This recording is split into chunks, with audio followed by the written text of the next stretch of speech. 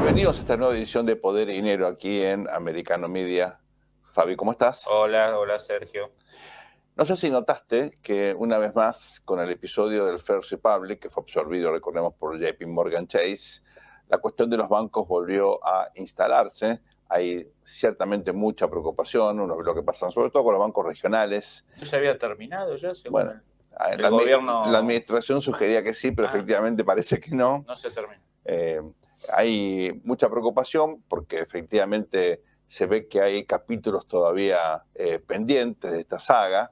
Al mismo tiempo, como todos sabemos, esto termina con dos cuestiones potencialmente costosas: la concentración del sistema por un lado y los contribuyentes que a la corta o a la larga van a pagarlo, por lo menos parcialmente. Y finalmente, bueno, una vez más, ¿no?, el papel de los reguladores. ¿Por qué ahora? ¿Por qué JP Morgan? ¿Por qué los bancos grandes tienen que absorber a los chicos? Bueno, hay un montón de interrogantes, de preguntas. Por supuesto, uno sabe que el riesgo de que las crisis se conviertan en sistémicas, que haya una ola expansiva, que involucre naturalmente la confianza de los ahorristas, eso hay que evitarlo. Pero la cuestión vital aquí es no si hay que tener o no regulación, sino qué regulación, ¿no? Sí, además, digamos, estar atento a nuestra audiencia, que a lo mejor tiene plata o inversiones en bancos que van a tener problemas en el corto o mediano plazo, ¿no? Hay que estar muy atento a eso también. Alguien, cuando yo era muy chico, me enseñó: nunca te enamores de una institución financiera. No importa la fama, no importa la historia, no importa de qué país sea.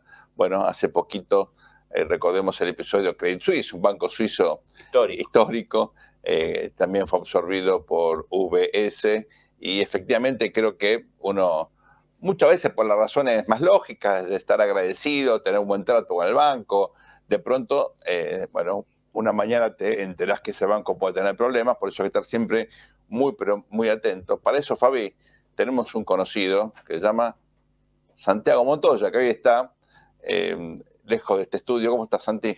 Hola, Santiago. Hola, Sergio. Hola, Fabián. ¿Cómo están? Yo sentía tranquilo el estudio, no sabía qué era. Había un clima de cordialidad. Bueno, cordialidad, sí.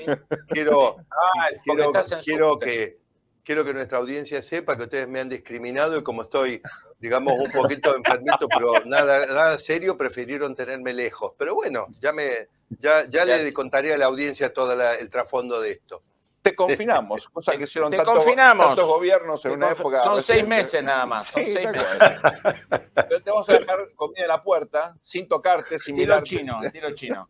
Pero no te vamos a soldar la puerta, ¿viste? Como hace China, que te suelda la puerta también. No. Claro. A buscar la comida. Bueno, encima tengo que escuchar que Sergio habla de no enamorarse de una institución financiera. ¿Vos le podés creer, Fabián, de que él es capaz de enamorarse de una institución financiera? Yo no. Sí. O de algo. No, lo digo en serio. A mí lo digo con nombre y apellido porque no existe más. Cuando yo llegué a Carolina del Norte, abrí una cuenta en el Banco Wachovia, un banco histórico, ¿no?, del sur de los Estados Unidos, originalmente inmigrantes de Checoslovaquia. Un banco extraordinario. Yo era un pobre estudiante, una diferencia conmigo, te trataban fantástico. Con la crisis de 2008 desapareció. Claro. Fue absorbido por Wells de la noche a la mañana, y después de casi 20 años de tener la cuenta ahí, me quedé sin mi banco histórico. Bueno, por supuesto no hubo ninguna consecuencia para los ahorristas, pero lo interesante es que algo que era incluso en la comunidad muy respetado, un banco con muy buena marca, digamos, desapareció de la noche a la mañana. Hay que tener mucho cuidado con esto. Y ciertamente estamos en una etapa de mucha volatilidad en el sistema, ¿no, Santiago? Claro, bueno, por eso creo, amigos, que aunque tengamos esta pequeña cuestión, digamos, de hacer mi participación de manera remota a causa de no contagiarlos, pero me parece que vale la pena que nos dediquemos un poquito a este tema, porque yo estuve aprovechando, digamos que hace 2 días que estoy guardado para estudiar un poco los números y ver las novedades de las últimas horas, y quiero decirles que no hay muy buena data sobre el tema, muy buena en el sentido de favorable o que nos permita alentarnos. Yo les propongo que trabajemos en tres áreas, digamos. Una, comparar esta crisis con la de 2008 en adelante.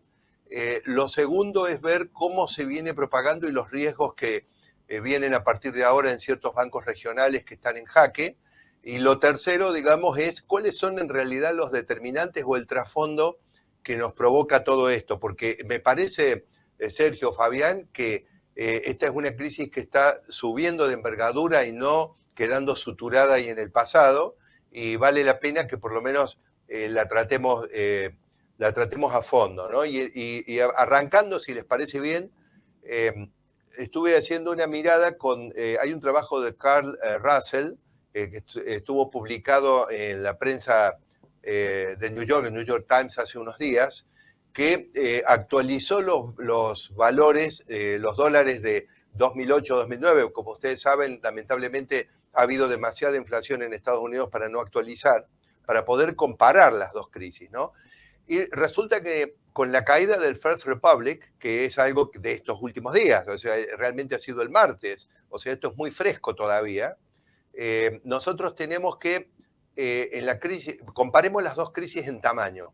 En 2009 nosotros tuvimos la caída de un gigante que fue el Washington Mutual. Estamos hablando de bancos, no bancos de inversión. Por eso no les voy a hablar de Lehman, ¿no es cierto? Por ejemplo. Entonces, o no les voy a hablar de la caída del FTX tampoco, ¿no es cierto? Que está, digamos, paralelo, pero se puede tomar en un análisis ampliado también. Vamos a los bancos. 2009 tuvimos la caída de Washington Mutual por un total de dólares de hoy, de 432 billones de dólares. Y la caída de 24 bancos más pequeños, que entre los 24 sumaron 94 billones más. Es decir, el tamaño de la crisis de 2008 fue de 526 billones. ¿Qué pasa en la de 2023?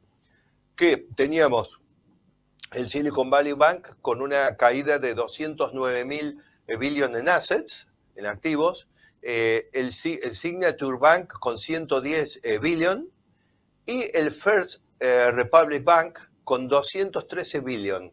Esto totaliza 532 billones contra 526 billones de la crisis de 2009. Amigos, en 2009-2010, si bien yo todavía era muy jovencito y no consumía tanto estas noticias, recuerdo perfectamente que todos los días se hablaba de manera masiva de la crisis que estaba ocurriendo en el mundo financiero.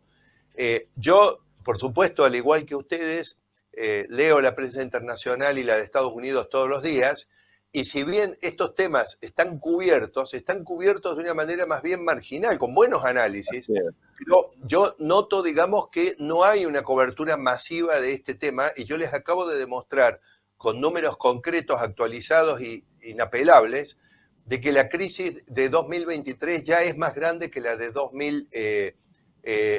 Pero ahora perdón, esto es 2009, sí. No, la caída que mencioné recién es 2008. Entonces ahora, sin embargo, les paso a contar algo.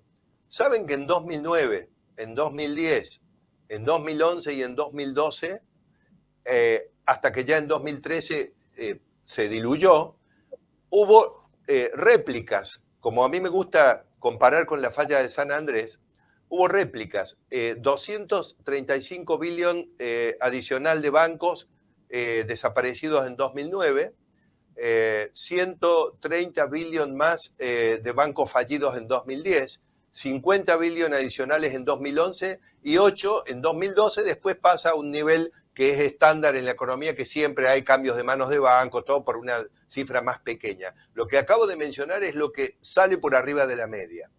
Esto hace un total, amigos, en los 4 años de réplicas, de 420 billones adicionales. Fíjense que es el 80% de la magnitud de la crisis de 2008.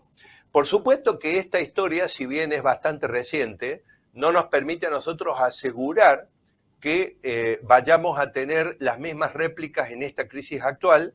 Sin embargo, como ya sé que Sergio me va a cercenar, Fabián, porque siempre, digamos, restringe la libertad de expresión y me va a mandar al siguiente bloque, les propongo que en el siguiente bloque analicemos un poco si puede haber réplicas en esta ocasión como las hubo en el 2009, 2010, 2011 y 2012. Santi, tenemos un minutito antes que efectivamente ejerza mi rol de catón en el sensor. Pero en este minutito, digo un comentario que me gustaría que elabores en el siguiente bloque, y es la respuesta a la anterior crisis de 2008-2009 fue el famoso quantitative easing, ¿no? Las facilidades cuantitativas, la emisión. Ahora estamos ante una política exactamente contraria, una Es que reserva tenemos federal inflación. claro, por la inflación restringiendo la oferta monetaria, con lo cual por lo menos lo que nos sacó, entre comillas, aquella crisis hoy no estaría dispuesto como instrumento, No, ¿verdad? no, y de hecho, cuando terminemos esta recorrida que te propuse antes, vas a ver que al final de los tres determinantes que están explicando lo que voy a explicar luego, de que continúa el riesgo de algunas entidades adicionales que caigan, está en realidad al final del día el aumento de las tasas de interés. Vamos entonces finalmente a esta muy breve pausa aquí en Poder y Dinero. Esto es Americano Media, no se vayan. Luego estos instantes volvemos con el desarrollo de esta cuestión tan crítica que está aquí planteando Santiago. Ya volvemos.